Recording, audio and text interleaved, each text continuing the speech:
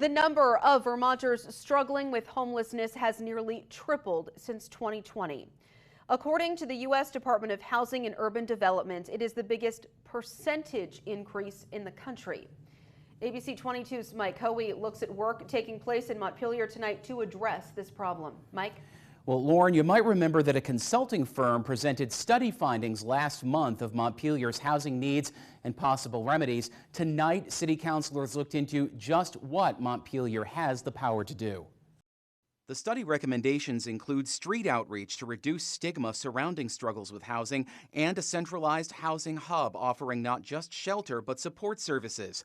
A homelessness task force member suggested simplifying the city's focus to just an overflow shelter. What we need is access, we need a bathroom, and we need whatever it takes to comply with the city code on the subject.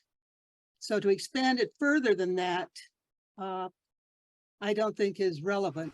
A co-executive director of Good Samaritan Haven says too much emphasis is being placed on real estate, which he calls the easiest part of sheltering people. He says it's become much more difficult just since February to actually operate a facility. We had somebody murdered last week in a shelter in Brattleboro, and we had one of our staff, in fact, my own son, who was very savagely stabbed at a warming station. Leah Rosen Pritchard in Brattleboro and Gabriel DeAngelis in Montpelier were both shelter staff members. However, the suspect in Rosen Pritchard's murder was a shelter resident. The suspect in February's attempted murder in Montpelier was a warming shelter visitor, not a resident.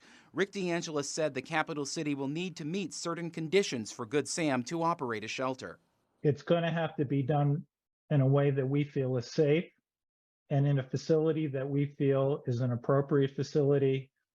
And quite frankly, I mean, we want to work with the city and everybody else, but it's got to be done on our terms. DeAngelis added Good Sam is not interested in operating a housing hub.